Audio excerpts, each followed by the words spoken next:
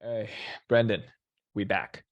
What is going on, man? Yes, we back for our episode 4. Now, some of you have seen it. If you guys have followed our Instagram, then yeah, we have set it right that we were going to talk about glutes today, and we have a lot of once I've posted this up, I've had, I don't know about you, but I have many girls has been asking me, and they're really, really excited on this glute episode. So everybody really wants that, nice peach glutes. And I think for us to really, really hone in on how to build this and what to do with it, I think we want to talk a little about the background of this glutes. What exactly is this thing? Do you want to explain to our audience what the glute anatomy might be? Yeah, so with the glutes, there's going to be three main muscle groups that we're looking at. The glute maximus is going to be the main or the largest muscle group that's going to make the biggest impact on the way your glutes are shaped. You have your glute medius and your glute minimus. Um, these ones are going to be a bit smaller muscle groups that are going to be more so along the lines of like helping stabilize the pelvis. They do have some function to them as well, but the glute max is going to be like the largest glute muscle on your butt that's going to generate the most force. Um, in terms of like the attachments and stuff like that, I'm not going to get too in depth with those kind of things in this. If you guys want to look at the different attachment points and stuff like that, you can look it up online, as you'll be able to see it a little bit better than just us talking about it through a voice. It's not going to work too well. But essentially, yeah, a lot of them are going to be just attaching to your pelvic bone or different parts of your pelvic bone and your femur. And with your glute muscles, especially the glute max, its primary function is going to be to extend at the hip. There's also going to be some external rotation at your hip joint. And some adduction where your legs going up to the side. So there are a couple of different functions of your glute muscles. In terms of like the glute med and the glute minimus, these ones are going to be more so just to help stabilize your pelvis, making sure that it's not dropping to one side too much. They are going to still provide a little bit of force in terms of like abduction of your femur and stuff like that, and some rotation. Your glute max, depending on what fibers you're utilizing, can actually cause a little bit of internal rotation at the femur as well. So there's a lot of complexity to the actual function of your glutes, depending on where your femur is, what plane it's in, and all that kind of stuff. So I would say that's the main thing in terms of your glute, is to cause hip extension, hip abduction, and then hip external rotation is going to be the primary functions of all of your glute muscles. But do you have anything to add to that, would you say? Well, yeah. So mainly I would probably say, most of the, anatomy. So we're just gonna give a little bit of background. So the context of the background of the glute is so everybody just understands what your glute actually does, what's its main muscle function within, your human body does. Um, so generalizing, you would say if you combine the entire glute all together with all three main muscle groups, the glute medius, the glute minimus, and the glute max, basically what it does is your glute can achieve hip extension, hip internal rotation, and hip external rotation. Basically, that's the three main rules of what the glute function is actually going to be, which is great. I think with that out of the way, now we think we have explained it. We're not going to go down the rabbit hole and actually start dissecting each muscle group, because that's not going to help. The context we're going to give you guys is we really want us to expand in what actually builds glutes. And what is actually the glute? The glutes is actually made out of just muscle fiber. And of course, on top of that is your fats, and then your skin, and just how any other part of your body is going to make. Now, a lot of you who's been following our channels, who's been following us on social media for a while now, we all know that we always promote muscle hypertrophy in the most natural form. Let's not like, we're not too deep on the enhanced part, although we just, made an episode about that. But the main goal here is to how we could grow our glutes in the most, what is that word you would say? Effective? Yeah, optimal, I guess, fashion. Yeah. Yeah, the big quote unquote optimal word. I've seen a lot of girls, you've been to the gym. I've been going to like a lot of gyms, and we see a lot of, I would say, women, mainly women. I don't see a lot of guys do a lot of glute work, but mainly I would say the majority of them are women, are females that do a lot of like glute work. So these are for you, my female athletes. What do you see are a lot of common mistakes individual use while they're in the gym? Yeah, so I would say the biggest one I probably see is people on like treadmills or stairmasters doing all these kind of weird kind of glute movements or kickbacks with bands around their knees and stuff like that, and doing all of these movements with very low amount of tension just to try to get a little bit of like pump sensation. So that obviously is not going to be super effective to be optimizing muscle hypertrophy, because the main thing that's going to result with muscle hypertrophy is going to be mechanical tension, making sure that you're supplying a lot of tension through that glute muscle. Whereas these kind of bands, you aren't going to be able to supply a ton. Like, they do have their time and place, but that should not be your primary movement, is going on the Stairmaster and just kicking one leg back and just being on there for 20 minutes. That is not how you're going to build massive glutes. But that's a big one. And yeah, just a ton of band work. I do find a lot of girls tend to like veer away from like compound exercises, or like the dumbbell section or the machines or the barbell section. They tend to veer away from that, and they just go into like the stretching room and just do a bunch of booty band stuff. And they're just not getting the same stimulus that they would be if they're in the gym, using the actual machines, using the barbells, and doing these kind of compound movements to really put some tension into their glutes, and ensure that they're overloading over time. Another big one that I do see is girls just only training their glutes and trying to train their glutes and abs every single day in the gym, and they're just not giving themselves enough recovery to actually see some good progress in their glutes. So that's another huge one that I do find. And yeah, this kind of goes back to the band work, is just not using enough total load. You need to be training really close to failure in order to get a really good stimulus to very good stimulus for muscle hypertrophy. So if you're just constantly using bands, you're probably not going to be optimizing how close you're actually getting to failure with it. So I would say those are probably the biggest mistakes I see in the gym. Yeah, I would like to just like trail off a little bit with this. Is I really agree with the band work, and it's my own biased opinion that I'm going to shit on this crab walk thing with a band around your knee. Please don't tell me you do that. There's the odd time where, like, just as a quick primer, I would sometimes use that with certain people if they have a very hard time like feeling that muscle, but I wouldn't use it as a full-on exercise to freaking create a lot of like muscle hypertrophy. So like, Yeah. I've heard there's some negative things to like just the movement pattern itself can cause some irregular movement pattern or something, like if you're doing an excessive amount of that. But I don't know, Yeah. go into what you were going to say. So I would shit on it as, yes, as you're right. You're talking about it as it's a good activation, as a tool.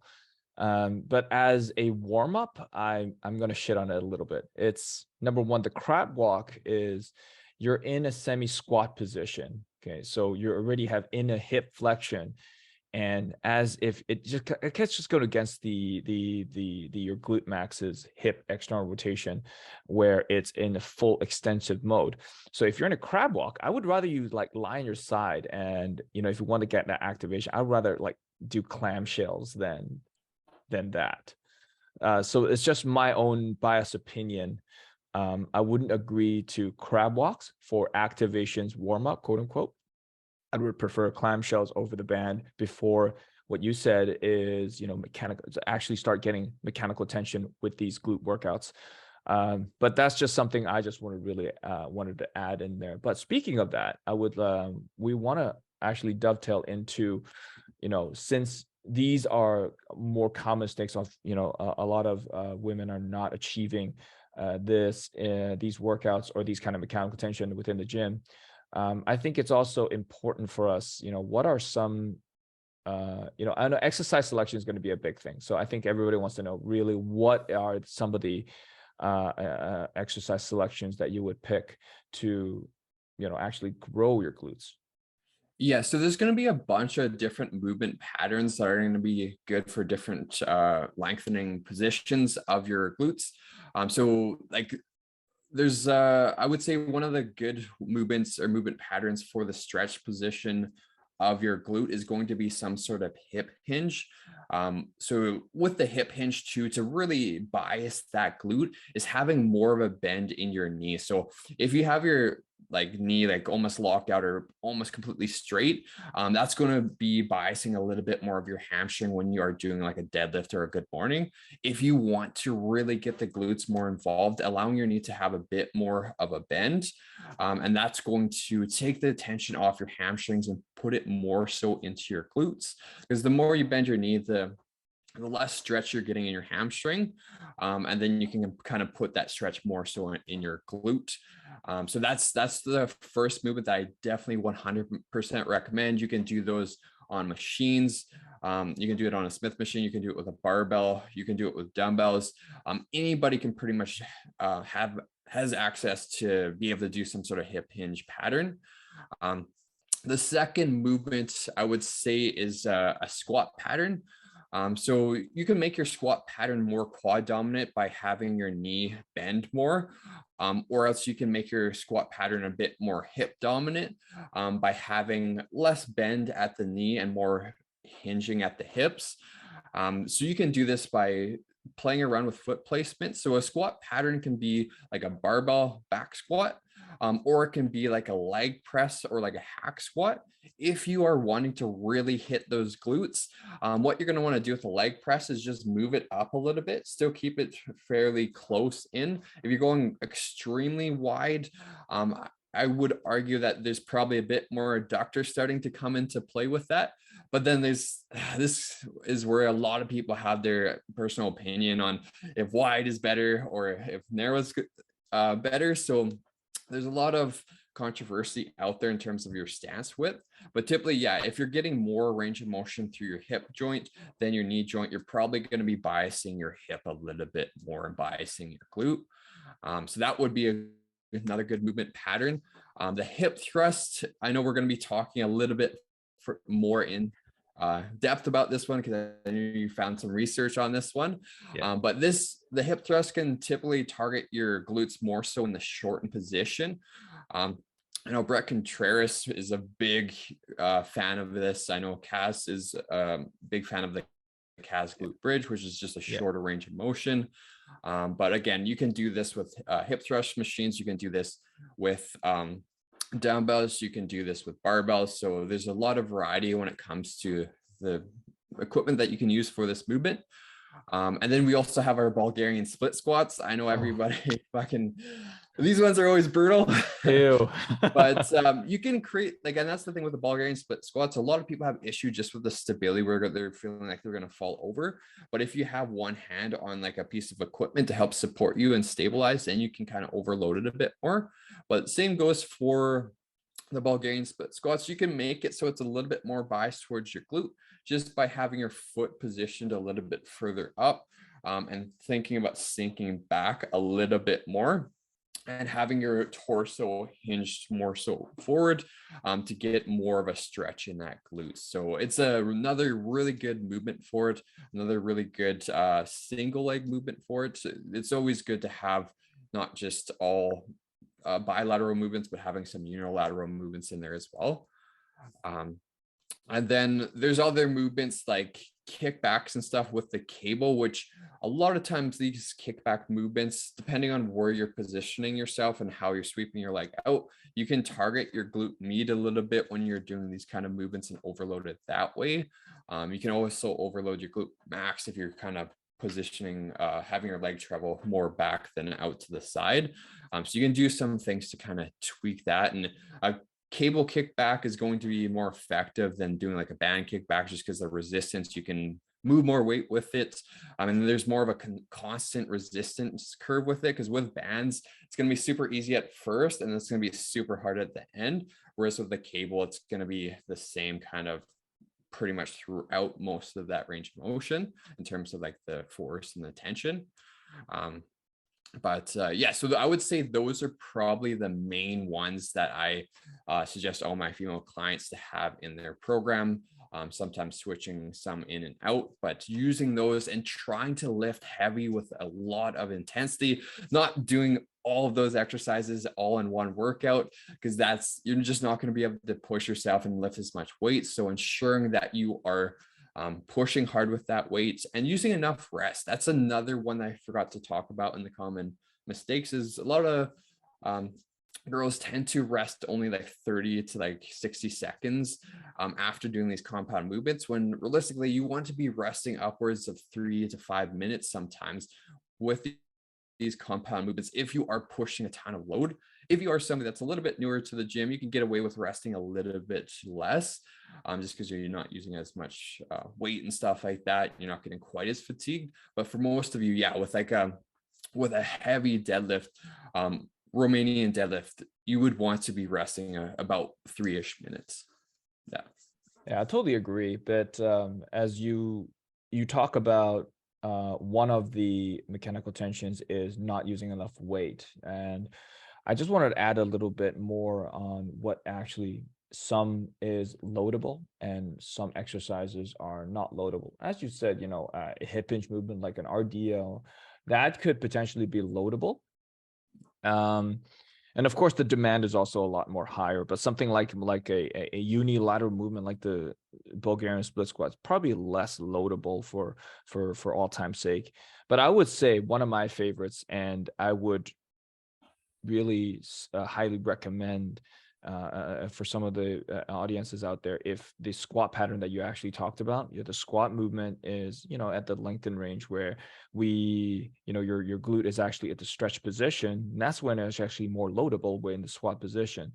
And I would like it what you say, like I do with my clients, is just with the leg press, where they load, where that is the only exercise available in that gym that that we could load the glutes. I think everything else, we're going to talk about the hip thrust later, and there is going to be a little bit of viewpoints on about the hip thrust.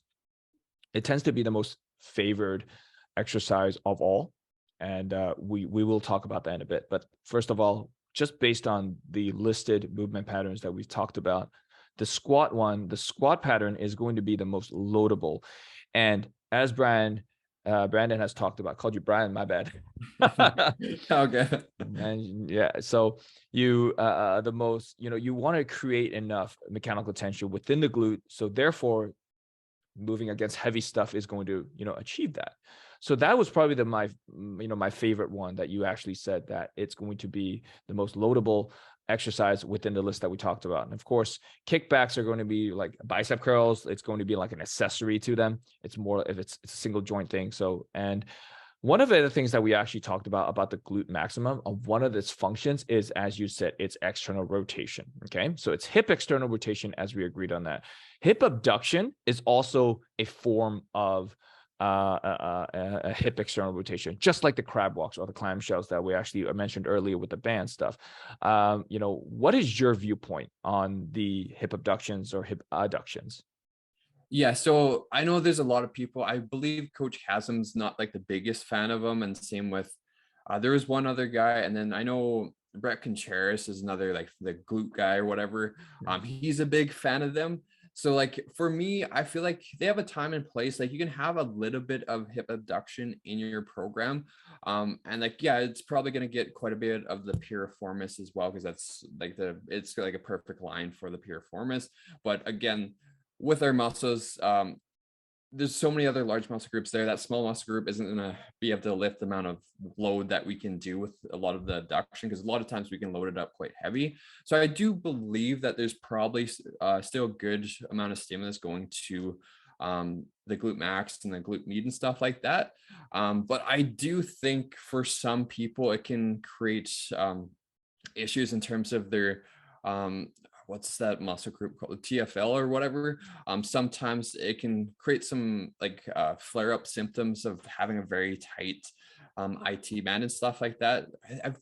Is it tensor fascia latae? I think that's the muscle group that I'm trying to get at, that kind of connects into that region there, where sometimes that can get super, super tight when people are doing a ton of those abductions. So it's just finding, like, I actually used them a little bit in my last training block. And I found, like, especially with the gym I'm at, they have this one that is very specific to how your glutes are actually supposed to move. Like, instead of just going out to the side, it kind of goes out to the side and back. And so the plane of movement is a little bit different than like the typical abduction machines. And like I found when I used that, my glutes were so freaking sore for like 2 days. So I do think you can still see some progress with them, but they should definitely not be your prime exercise for your glutes. You should make sure you have compound movements like a squat pattern, a hinge pattern, maybe like, yeah, a hip thrust pattern or something in there too. But I feel that it's more of like a bicep curl as well. It's an isolation movement. It's something that you can kind of throw in there as well if you would like, but it's not, I would say it's not necessary to build well-developed glutes in your program. Question. Next time you go to the gym, take a picture of that glute abduction. I think everybody would want to know what brand is it. It seems that it, the movement pattern and the entire motion of the machine seems, quite efficient, and it moves in the right direction where our hip and femur actually travels. So can you please find out for everybody what that brand is? Take a picture, post it on social media, make them famous, and take a commission from that. Yeah, for sure, man. I'll double check. I think I actually posted on my Instagram story a while back. But yeah, I can 100% take a picture and even show a video of it doing it, or even just make a whole reel on that specific movement pattern, just so you guys can see on Instagram. That would be really, really good.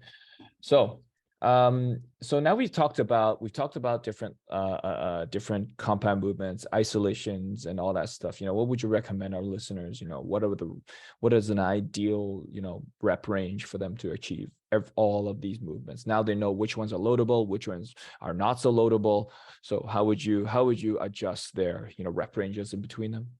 Yeah, so for the ones that we can load a lot of weight on, I find personally, and like from working with a good chunk of clients, that's typically worked better to stay between like 5 to like 12-ish in terms of reps on movements like a barbell squat or like a hip thrust or like a deadlift. I find being in about that rep range works quite well, because I find with those kind of compound movements where there's a lot of muscle groups involved, if you're going extremely high in repetitions, sometimes your cardiovascular system kind of fatigues first. And that kind of becomes a limiting factor rather than the actual muscle groups themselves. So I do find with like compound movements between like 5 to 12 reps is a sweet spot to kind of stay within. For movements that are more kind of isolation, like the glute kickback, like the abduction machine, even like single leg exercises, I tend to favor more higher reps, like anywhere between 8 all the way up to 20 repetitions. I find that's kind of like a good spot. 20 repetitions, I don't usually program that a lot in people's programs, but on occasion I will have like around 20 reps in there. Like with the research, they have shown that you can make significant, or like you can still see the same with like 30 reps as you can with like 8 reps. But I do find just the discomfort at going at those very high repetitions. It's hard to get really close to failure and know that you're close to failure, just because the burning sensation is so high and your cardiovascular system starting to get a little bit more fatigued. So yeah, majority of it's still probably I would say like 8 to 12, but then I'll have a little bit of extra work in like the higher rep ranges. Just because sometimes the lower rep ranges get a little bit stale, and sometimes your ligaments and joints need a little bit of a break. So the high reps can be a nice way to switch it up. But yeah. Yeah, that's really good. So I'm just gonna also trail off a little bit. Now we talked about like something about also the single leg stuff where you would probably program a little bit more higher reps. So some of you may know, some of you may not know. Brandon has, I wouldn't say invented, but apparently one of his dumbbell single leg hip thrust is all over the place now. Yeah. Yeah, one of your, I don't, yeah, even I found it like, whoa, I didn't know you can actually do that. So for those who haven't seen, go check out his Instagram. I think that reel is still there. It's a single leg hip thrust where you put a dumbbell pretty much where your hip flexion joint is pretty much going to be, and then you kind of drive it like a car. You kind of drive the dumbbell like when you go into a hip extension, you kind of push the dumbbell a little bit away from you. It's hard to explain through words. You just have to see it. So once he posted that, he reshares a couple of other individuals, athletes who've tagged him and been trying this hip thrust. I've tried it. I've actually had all my clients do it now. It's really good for a unilateral movement. So if you guys haven't seen it, go check it out. So I want you to use a little bit of time and, talk about, about this movement and its loadability. Yeah. Yeah. So it's a definitely a great movement. I don't even really remember where I kind of got it from. I think it may have been when I was training as an in-person trainer at Innovative Fitness. I think somebody may have shown me this movement, or I can't remember exactly how it came up. So I'm sure somebody else probably created it before me, but I know a lot of people have been kind of seeing it on my page and like resharing it and stuff like that, which is really cool to see. But yeah, from a loading standpoint, you're not going to be able to load it up quite as much as you would be able to with using like both of your legs doing like a regular hip thrust. Just because with the dumbbell too, as you get higher up in weight, it can be a little bit awkward to be like holding like 100-pound dumbbell on the one leg. So for this movement, it works really well for the single leg. There's a lot of stability involved with it as well. So if you have any imbalances from side to side, it's a good one to give it a go in your program. But yeah, for the rep ranges, you're probably going to want to be having at least 10 repetitions with it, because especially if you're somebody that's quite strong, you can't really just put like a 200-pound dumbbell on one leg and try to do it, or else it's just going to throw a lot of things off. So it works really, really well between like 10 to 20 repetitions. So you're essentially just loading the dumbbell, on the one leg. I'm performing more so kind of like a CAS kind of glute bridge, as the range of motion is cut a little bit more than I would say a regular glute bridge is. But no, I found it to be a really great exercise when I was doing it. I still have it programmed every now and then with my program and with my clients' programs, but it's just a nice supplementary movement. It's kind of like a B stance deadlift, but just you're having the one leg up, so it just requires even more stability. So yeah, from a loading side of things, definitely not extremely loadable, but you can still load it in like a light to moderate kind of load. Yeah, so if you guys haven't seen it, go check it out. It's on his Instagram page. And if you guys do actually do it, please tag him or even tag us. We've been more than happy to see, and we will reshare your stories and just, make this exercise as viral as possible. Okay, so speaking of that, we head into our main course, which is the hip thrust. Now, do you do the barbell hip thrust, or maybe even on the hip thrust machine? Do you do that often with your clients? Like, I would specifically put it in context with your female clients, not yourself. Yeah, I would say there's always at least one hip thrust pattern movement in all of their programming. So there's always usually at least one or two hip thrust movement patterns in there. Yeah. And well, so if one or two hip thrusts and like I want you to get your point of view on the hip thrust. Do you think it's effective? Like, would you think it's a good glute builder? Yeah, so with the hip thrust, like from what I've seen in terms of a lot of like the science-based guys out there, like Coach Coach Cass, Chasm, yeah, and stuff like his like what he defines, or like he suggests that doing the hip thrust is really good for the shortened position of your glute fibers, like biomechanically. yeah, He was saying that they're at a better spot to um have the most engagement or whatever at the top range of motion, so that he came up with the uh, chasm glute bridge or whatever it's called, yeah, where like it's just the top range of motion where you're working the short position of the glute bridge. yeah, um I've done the I've done the chasm glute bridge, I've done like the regular glute bridge. I do believe they both have like their time and place.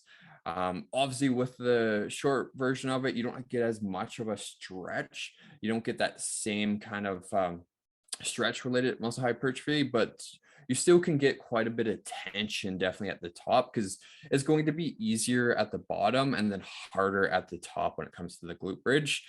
So a lot of people can actually perform it wrong and just use so much momentum to bring it up and then come down, so that they're not actually working it as effectively as they could. So a lot of times with the glute bridge, I always teach like making sure it's nice and controlled to that top position, rather than like being controlled at first and then using momentum to get it to the top.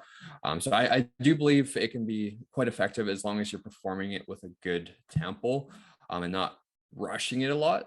But like you mentioned, there's been a study on glute bridges that I know you yeah, really want to go into, yeah, but I don't yeah. know, Before, what are yeah, your thoughts on yeah. it before you kind of saw that study? Yeah. Okay. So before we get into the study of the hip thrust, I would want to share my side of the hip thrust. I've seen too many.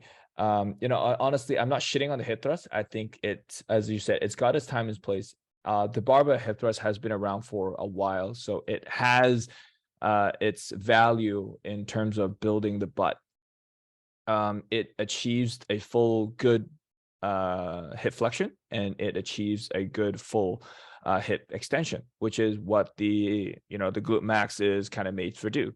I've even seen variations where some individuals have their stance really wide, and then almost like a sumo stance, and then doing the hip thrust that way. That I don't know, man. I really don't know about that. I would strongly advise against that. But so in terms of hip thrust, I've seen many girls, even one of my clients, she's able to achieve, well, she's a very strong individual. She can achieve almost 315 pounds of a hip thrust. That's 3 plates on each side, and achieving a hip thrust that way, of course, in the lower end rep range. And I would say that the hip thrust it cannot be considered a compound movement, although there's more than one joint in working. There's the hip joint, and of course there's the knee joint, right? Well, Yeah. minimally, but there is the hip joint. So there's more than one working joint, and on paper it might sound like a compound movement. So people would start, and it could generate a lot more force because you're starting in the flex position. And the hardest part, of course, the top position, as you said, the shortened position, that's when it's most beneficial. And of course, that's also when it's the hardest as well. But also, I would say that it's ineffective when it comes to loading. I don't think it's a loadable movement. Number one, when you're in the shortened position, which is at the top, the demand of the abdominal and just maintaining that spine at a neutral position, that demand is just so high. Where pivot point is pretty much where up in your T-spine, where the bench is, Yeah. and the load is, and then almost half a spine where your hip is. So the load and the pivot point is actually quite far away from it. It's like opening a door with a very small door, a very like narrow door. It's going to be very, very hard Yeah. with a very, very like tough hinge, like a full door hinge, but your door is like really tiny. It's going to be really, really difficult to jam your way in. So that is the only thing I want to point out, that it might not be considered a compound. because it's not loadable. That's the only thing I would probably share with the barbell hip thrust. So as you know, you mentioned, there are some things that we prefer in the lower rep range compared to the higher rep range. For the hip thrust, I would probably put it not in the 20 area, of course, maybe in like the 12 to 15 rep range would probably be significantly more, I would say, effective compared to if you're like putting 2.5 plates, 3 plates, and just doing like 5-6 reps. That's just my 2 cents on the barbell hip thrust. So we're just talking about the barbell hip thrust here. But as you know, I would want to share something that just came up. I don't know how many of you are familiar with Chester Sukowski. I probably butchered his name, so I'm sorry about that if I did. But he made a post, and I actually saw this post because it was made 18 hours ago. That according him, so the literature, it's a literature. It says the post is like the existing. I'm just reading off the Instagram post so you guys can see it. His Instagram is Doctor, so Dr_Soko, SOKO. So you guys can go check it out. So the title of it is the existing body of literature suggests that the cast glute bridge is a poor booty developer. Okay, so I'm just going to read a little bit about this. And so this is new. It's new for me. And I'm sure there's a new for quite a lot of you. So the post suggests that the cast glute bridge, so the Coach Caston's glute bridge, is an extremely poor booty builder. Apparently there are been multiple reviews and meta-analysis concluded that muscles grows best in their lengthened position. So you would agree that to achieve muscle hypertrophy, you know, the muscle is in a fully lengthened position as well as the fully shortened position is both beneficial. Yeah. Okay. So if stretched, then, you know, the muscle responds by adding more sarcomeres. I don't know if, how many of you are familiar with that, but it's just part of a muscle. Anyways, so thank you for, you know, just translating this for me. This quote right here, it says, there is a body literature that has documented to be stretch induced. Is that how you say it? Stretch induced? Yeah. Yeah. Okay. It's that stretch induced hypertrophy. So if you don't know what that means, what does that mean again? So that's pretty much when you are in that lengthened position. So for example, with like a bicep curl, that would be with your arm like fully extended. Okay. Or if you're doing like a leg extension when your leg's down at like the very bottom position of it. Right. So pretty much just when the joint is like, yeah, for your knee joint, when your calf is touching like your hamstring at the bottom of the squat, that's going to be the stretch kind of position where the muscle fibers are in their fully lengthened position, which typically, yeah, produces the most kind of muscle damage. And yeah. All right. So here's the study. Here's the meta-analysis stats here. Okay. So I'm going to share with you guys the stats here. So training, he actually written this out. So training muscles in a lengthened position produced gains at 0.86 to 1.86% per week, while the shortened position produced the gains at 0.08 to 0.083% per week. Yeah. That's quite a lot of percentage. That's like a whole full percent, 1 whole percent per week. And that's in his meta-analysis study. So he's got reference points in his entire study here, which came out this year. So it's the 2022 study.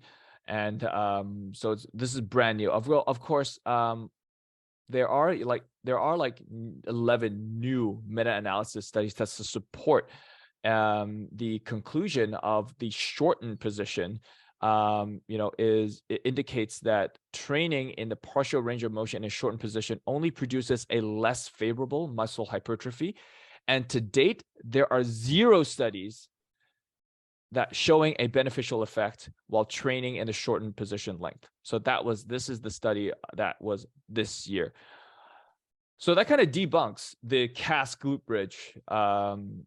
Of course, there is no studies. There's only meta-analyses, but I think it's worth looking into, which is going to engage a lot more, controversial stuff out there.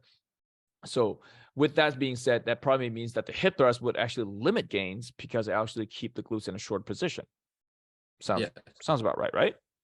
Yeah, no, it makes sense. I always thought about that in the past too. Like, why is the cast glute bridge like so effective? And I was just kind of like viewing some of the stuff that Coach Chasm was talking about, but like it does make sense that like if you're not like training in that lengthened position, like with all of the other muscle groups, I believe that they've done studies on, it's found that it's been more beneficial for the lengthened position. Yeah. So I can kind of see like why, like, okay, the chasm glute bridge probably isn't going to be quite as effective. But I can see it from like when you perform the chasm glute bridge compared to like a regular glute bridge, I do notice you feel like a way better contraction with the cas glute bridge than you do with like the full range of motion. And like you tend not to feel like the other muscle groups quite as much, because I know when I do like go all the way down to the ground then back up, my quads and even my hamstrings get a little bit more dominant, or like get more active, or I can feel the sensation of tension in my quads and hamstrings. So yeah, it will be interesting to see like what like I know the RPE or the RP like Renaissance periodization guys, they'll probably have a debate with Coach Chasm on like this kind of stuff, which I think will be very fascinating to look at. So, well, just to go day back of what you said about the good pump at the top end with the cas glute bridge, it says here that the cas glute bridge will deliver a pump because the blood flow back to the heart is impaired when muscles are kept in the shortened position. Okay, so that was actually part of that, but it will not deliver good glute gains. It's just an easy exercise so you can feel and maybe buy a butt band to pair with. So this is what it says. I quote it in the post that they this made. So if you guys want to see it, it's called dr_SOKO. So the study, I think, is I don't know where the study meta-analysis paper is, but this is he wrote quite a bit in just the post itself. And his study of a website is called scienceofsculpture.com. So I would really highly recommend you guys look into that. I would probably look into that just to see, what people are talking about in terms of the hip thrust. So this is good. So strictly of the glute bridge, and so we kind of mixed together the glute bridge and the hip thrust together, kind of like speaking of the same way, but we're really talking about the same thing here. Which is really fascinating. I'm really fascinated that by this year we actually made some new studies of hip thrust, and it's probably going to change the game for the for people who are training. So for you listeners, we're not saying that the hip thrust is a bad idea, but now it's kind of under investigation. So if it's a good study, but at least there are 11 meta-analysis that actually suggest that the cas glute bridge will not tank your gains, but it's not good for gains. Yeah, probably not as effective as other movements like the hinging and like the squatting, right? Yeah. So this brings us to the end of where we want to end the hip thrust. But if you guys can't, like, we're not saying we're limiting the hip thrust, the barbell hip thrust to be out there. I mean, it feels good for you, do it. Just keep in mind that there are limiting factors to that cas glute bridge. But as like for here, I would recommend alternatives. If you guys want to look into other alternatives to building your glutes, I would strongly recommend the Brandon single leg. Well, that's the thing. Like my single leg one is like it's kind of the same as like cas glute bridge, but just with one leg. So like I don't know, like there's a lot more stability obviously involved with it, but yeah, I don't know. It'll be interesting to see like the arguments on like the studies and the criticism, or if like people actually just start like if everybody agrees with like that post and everything. So I'm just interested to see like people's thoughts on it and go from there. Cause I like there's again I feel like too many people like demonize, oh, like no, you should not do this movement at all. Like I don't think that's the necessary case when it comes to like hip thrust, but I think it's like, yeah, maybe we shouldn't put quite as much emphasis on just doing hip thrust, and maybe bit more emphasis on doing like the squat patterns, the hinge patterns, and like that kind of stuff, rather than like just maybe saving the hip thrust towards the end of your workout rather than trying to do it as your main kind of movement for the week. Absolutely. So it's all about context on what is mechanically going to be able to load your glutes, as we talked about earlier. What type of exercises is loadable versus what is not loadable. You still do both, and of course there are isolations that must be applied, just like your upper body. Honestly, bicep curls, tricep extensions, those are all accessories to any sort of push and pull movement. We're not going to go down that rabbit hole, but Brandon, this has been a monster episode. I'm very, very happy that these these informations has been, reached out there. This is going to be a hell out of a game changer to build glutes. Yeah, I think I'll probably leave it at that. Is there anything else you wanted to add before we go? No, man, I think that's pretty much it. I would just say, yeah, try to avoid it from a black and white viewpoint on like the hip thrust and stuff like that. Like, yeah, it may not be as effective, just like how like there's a big argument with the abduction machine too, how it was not good. Some people are like, oh, you should never fucking do it. Some people are like, oh, it's actually so good. I would say there's always a spectrum when it comes to movements. So trying to pick most movements that are probably going to give you the best outcome is going to be the best way of going about it, and minimizing the amount of like work that you're using with maybe like the hip thrust and like the abduction machine and stuff like that would be better. Absolutely. So we're just going to leave it as that. Again, please leave us a review on Spotify and Apple Podcasts. We really greatly appreciate it. And of course, go ahead and check out our YouTube channel. Just see us. We will be posting a little bit pictures, reference pictures accordingly in the YouTube videos as well. Leave us a comment if you have any questions based on the glute exercises. You can leave it on the YouTube comments, or you can actually even DM us on Lifting Nerds Instagram. I'm sorry. So we've got YouTube and Instagram at Lifting Nerds. So go check us out there. Leave us a review. It'll be greatly appreciated. Yeah, that's all we got for you. We'll see you guys next week. Peace.